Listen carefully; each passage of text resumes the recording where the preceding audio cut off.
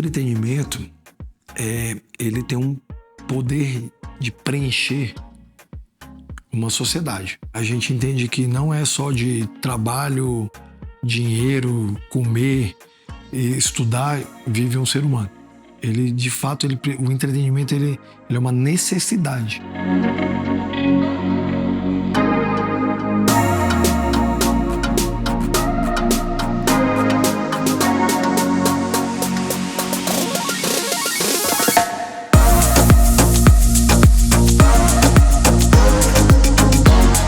Onde tem lacuna pra gente preencher?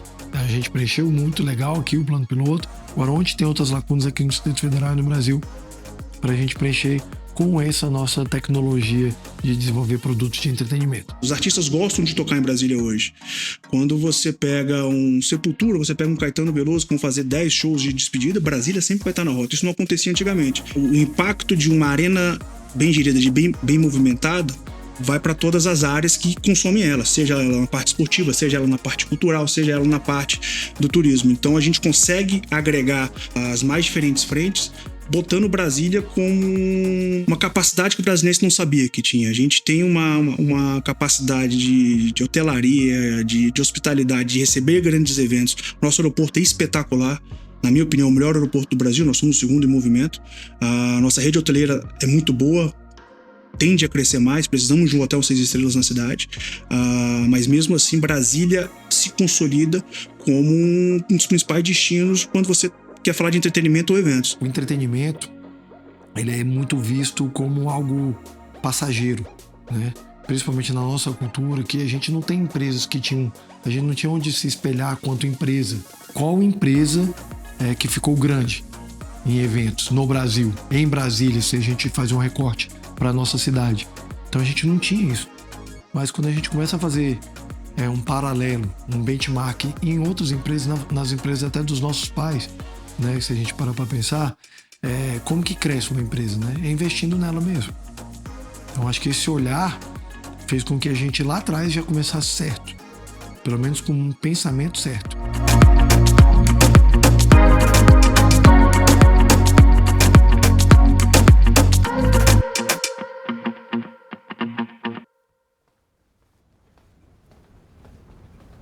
A R2, na verdade, eu acho que começou como todo negócio pequeno, né? Começou com 2 jovens de faculdade querendo fazer festa, né? Naturalmente. E se encontraram, na verdade, num grande grupo, né, de amigos, organizar a festa da faculdade. Mas desse grupo, da peneirada desse grupo, restaram-se 2, que foi o Rick e o Rafa. E eles, então, resolveram se unir para fazer mais festas, com o intuito, sim, de se divertir, mas desde o começo eles já tinham um viés de negócio, até pela origem deles, filhos de comerciante. Então eles começaram a entender que aquilo ali poderia ser uma oportunidade para eles. O negócio foi ficando interessante porque foram colhendo os bons resultados. Do nascedor da R2 em 2005 para o primeiro na praia em 2015, são 10 anos, né, de muito aprendizado. Durante esses 10 anos, eu acredito que o olhar de negócio fez com que a R2 conseguisse chegar onde ela chegou hoje.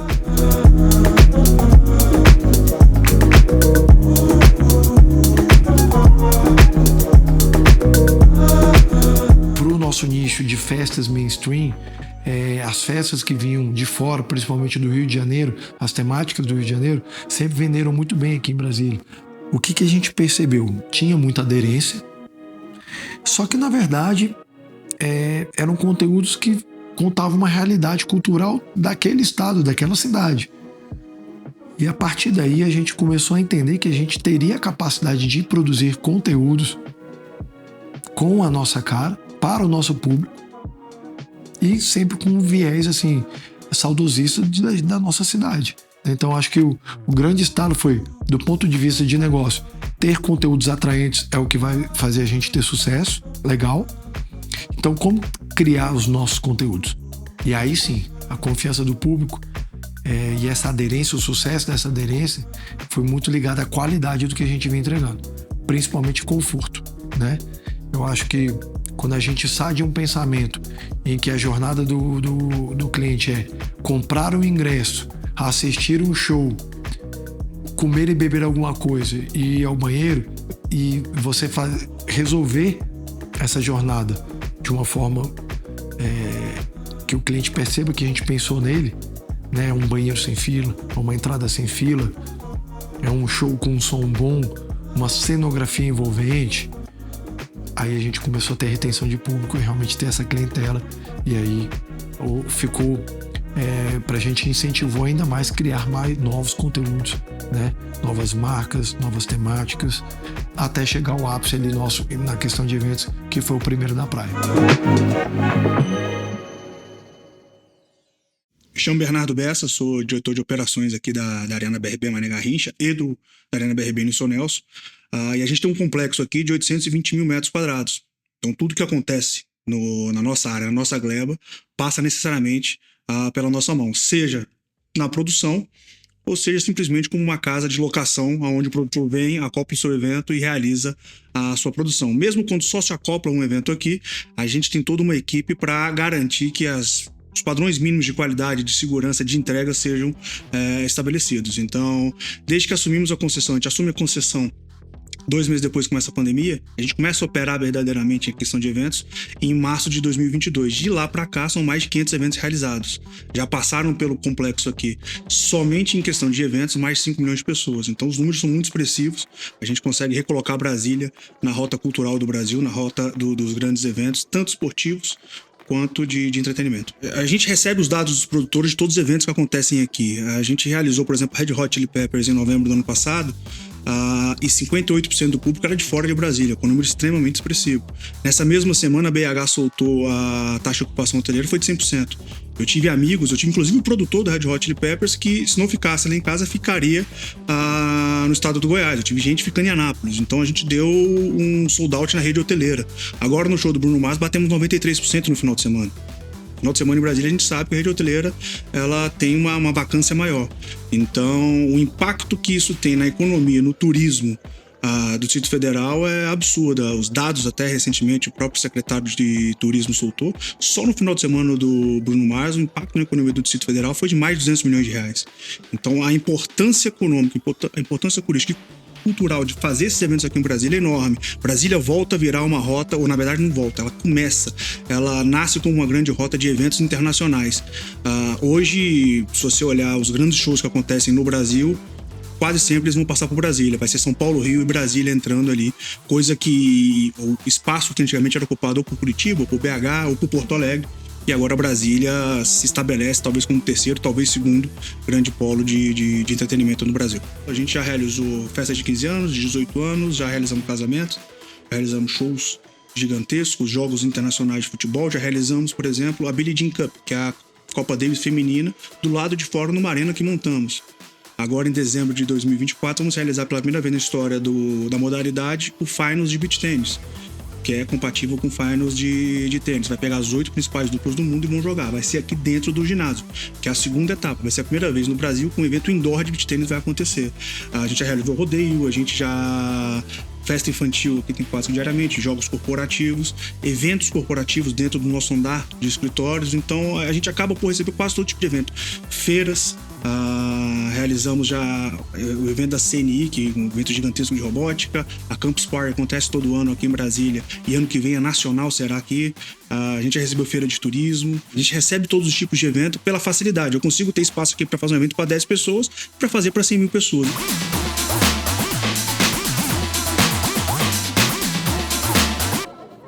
O que a gente percebe que é o que dá certo é o que tem demanda. Se você olhar os produtos da R2 dentro do mercado, eles preenchem lacunas. Todo brasiliense fala: Brasília é perfeita, só faltava uma praia. Se a gente nasce com isso aqui em Brasília. Então, a partir dessa máxima da cultura brasiliense, a gente pensou em criar uma praia. E do ponto de vista de negócio, a gente olhou, cara, tem que ser uma praia de verdade. Não pode ser uma temática de praia, jogar areia num lugar qualquer e colocar outros conteúdos ali dentro que não tenham a ver com praia. E aí a gente começou a pensar como que seria uma praia perfeita.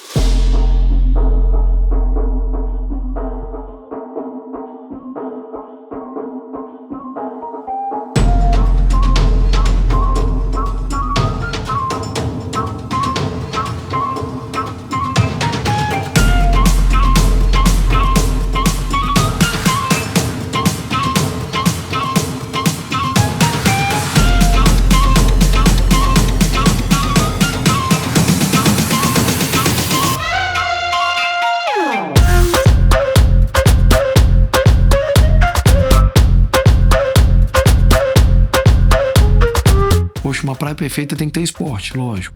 Poxa, uma praia perfeita tem que ter gastronomia boa. Uma praia perfeita tem que ter cadeira de praia, tem que ter guarda-sol. Cara, imagina uma praia dessa perfeita e ainda ter vários shows muito legais. Um festival lá dentro. A aderência do público realmente foi muito grande. E quando ele chegava lá e encontrava uma jornada ainda de serviço bem pensada, quantidade de bares, gastronomia e com todo esse clima de praia, e aí a aderência foi imediata. A gente orçou o projeto em 1x, ele custou 9x, né? Então, pela falta de tecnologia mesmo, né? De know-how mesmo de fazer um projeto desse tamanho. E fazer isso de forma privada em Brasília, onde a gente não tinha, principalmente na época, a atenção de grandes patrocinadores, o risco é muito grande. Mas eu acho que é um pouco do sem saber que era impossível, foi lá e fez. Eu acho que isso ajuda um pouco a gente a conseguir quebrar algumas barreiras sem saber que a barreira era tão grande. A partir do Na Praia, a gente começou a entender que tinha outras lacunas para preencher. E do ponto de vista de entretenimento, de cultura, a gente tem uma data no Brasil que talvez seja a nossa maior data festiva do Brasil. Talvez não, é a maior data festiva do Brasil, que é o Carnaval. Então a gente foi para campo mesmo, entender, né, em pesquisa, o porquê que as pessoas também não passam o Carnaval em Brasília e o que fariam elas passarem o Carnaval em Brasília. Foi quando a gente criou o Carnaval do Parque. A gente estava ali naquele momento que tinha um boom de blocos de rua em Brasília, que foi muito legal. Então o movimento do Carnaval já estava começando a ficar aquecido novamente, isso em 2016. As pessoas gostavam do bloquinho, só que entendiam também que elas queriam curtir outras coisas que elas viam em outros estados. Num camarote em Salvador, ela queria ir para uma Sapucaí. E o que tinham nesses lugares? Boa estrutura de qualidade, segurança e conteúdos bons, principalmente conteúdo artístico. O público foi mostrando pra gente quais colunas, qual a demanda que tinha. Então, esse ano a gente realizou em parceria com a R2 o Carnaval do Mané e fizemos o Carnaval. A gente pegou um avião, um 757, com 56 lugares de executivo e rodamos o Carnaval do Brasil inteiro. Então, a gente fez Brasília, Recife, Salvador, Rio e São Paulo. Pra quê? Pra botar Brasília de volta, ou inserir Brasília, igual fizemos nos grandes shows, como um dos principais carnavais do Brasil. O line que vai sair do nosso carnaval para 2025 é espetacular. Os artistas estão começando a enxergar Brasília como uma capacidade ou como um destino de grande carnaval hoje no Brasil. Uma outra criação nossa que é a Surreal, que é uma festa super premium. Outra demanda do público. Brasília não tinha mais uma festa super premium, não tinha uma festa com um serviço AAA de qualidade. E de novo, a gente foi demandado pelo público para criar um festival. Então vamos criar um festival, né, de música eletrônica que tem um serviço muito high-end mesmo. A nossa formatação, o nosso entendimento é que a gente precisa gerar fluxo. Então tudo que trouxer fluxo de qualidade, a gente tem interesse.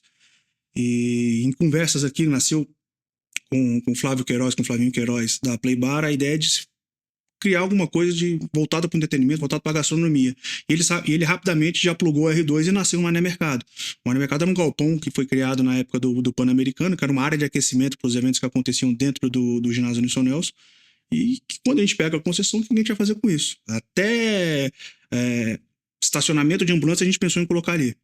E no final, entendendo que a gente precisava não de um estacionamento, ou seja, não só da receita, a gente precisava criar um fluxo, surgiu a ideia que é extremamente bem executada pela R2.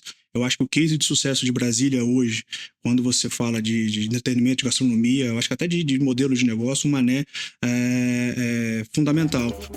Prazer, eu sou Mané. Que Mané evento, que Mané feira, que Mané restaurante, que Mané mercado. A gente é tudo isso junto. Um mercado de experiências, perene e plural. O Mané Mercado foi um processo de 4 anos de construção. 4 anos de desenvolvimento do projeto. Entendendo qual era a demanda, qual era a lacuna que tinha. E a partir disso, a gente fez benchmark no mundo inteiro. Literalmente, assim, mercados gastronômicos. E a gente percebeu algo comum entre os mercados. São em cidades com um índice turístico muito alto. E aí a gente volta para Brasília. Como que é o turismo em Brasília? É um turismo, praticamente um turismo de negócio durante a semana.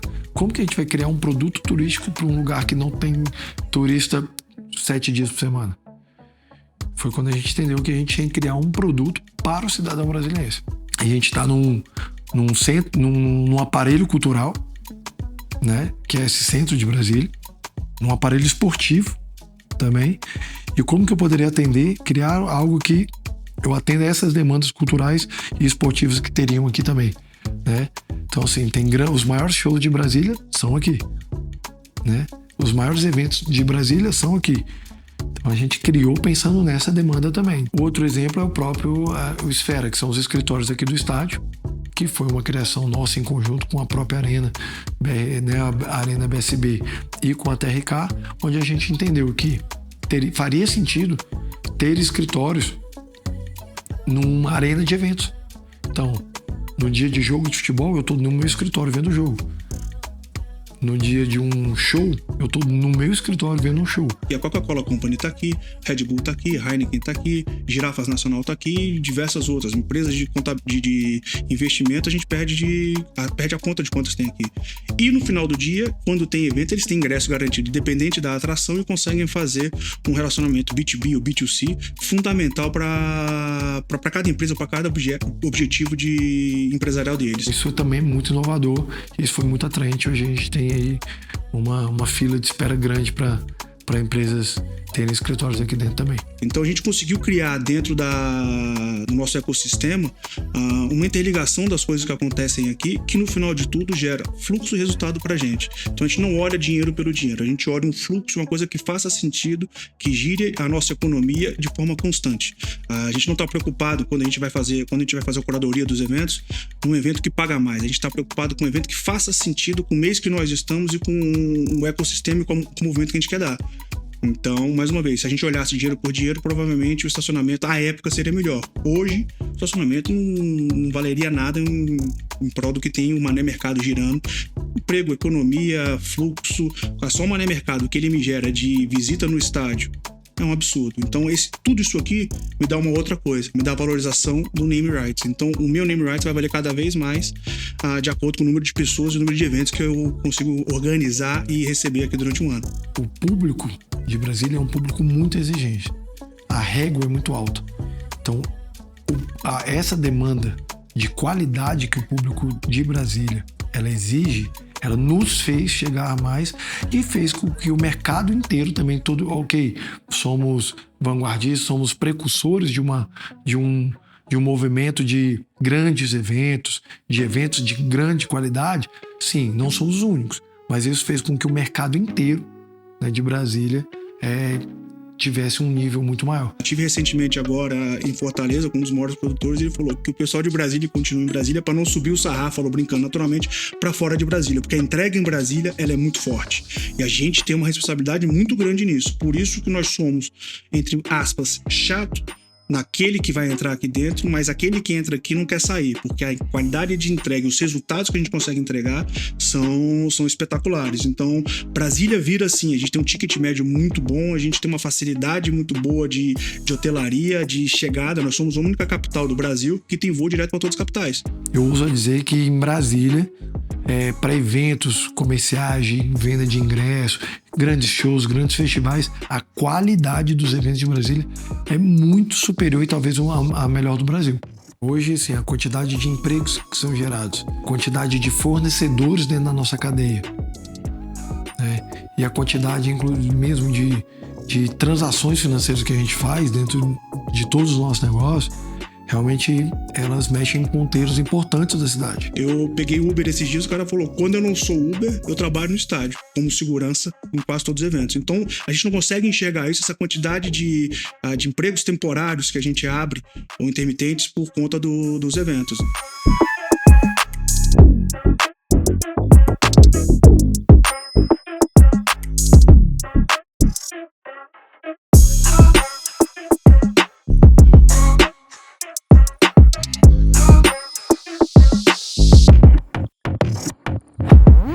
A partir do momento que a gente começa a fazer eventos de grande impacto, você não pensar no critério de sustentabilidade abrangente, porque também essa confusão de sustentabilidade com abraçar a árvore, ela é um pouco... Sustentabilidade, ela tem 3 pilares básicos que, sim, é o pilar ambiental, o pilar social e o pilar de governança, porque senão nada para de pé.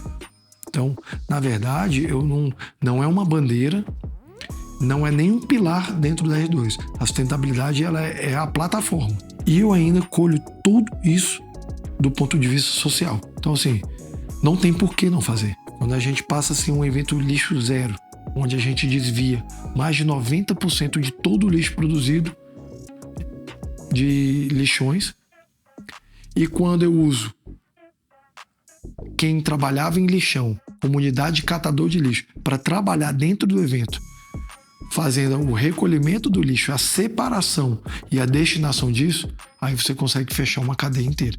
Então eu estou fomentando a questão ambiental, estou fomentando a questão social e a questão empreendedora. A partir do momento que você entende, né, todo esse ciclo da sustentabilidade, que não é abraçar a árvore, não jogue o lixo no lago, que na verdade é muito mais do que isso, é algo que não tem volta.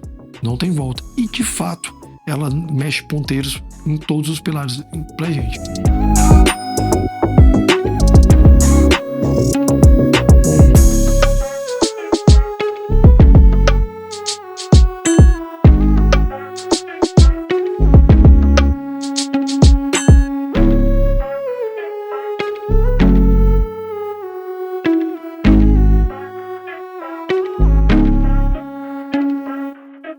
Eu acredito que ano que vem a gente vai realizar algo em torno de 6 a 8, talvez 9 shows internacionais, que é um recorde para a cidade.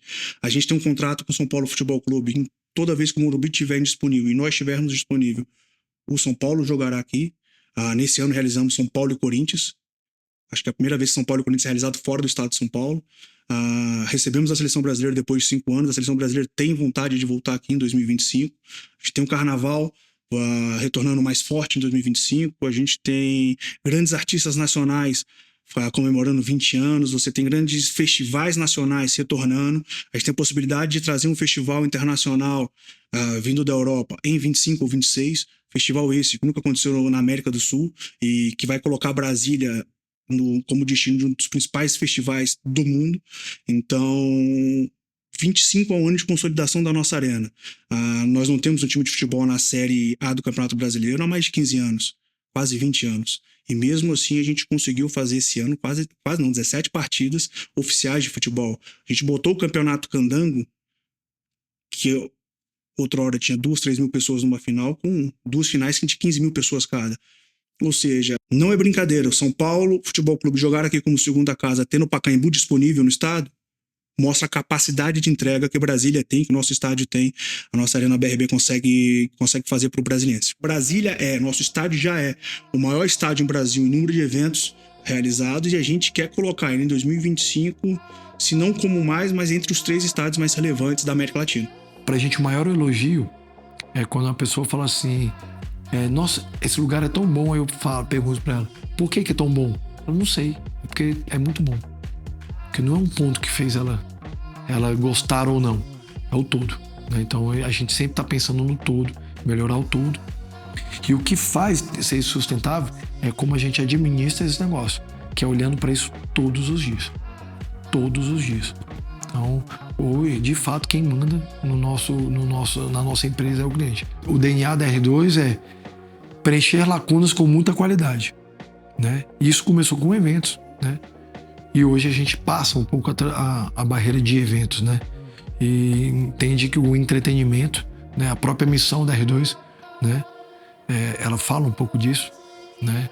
Que é fazer do mundo um lugar mais divertido, seja num festival de música, seja numa praia durante o dia, seja num mercado gastronômico, seja num escritório, né? Você pode ter um escritório mais divertido.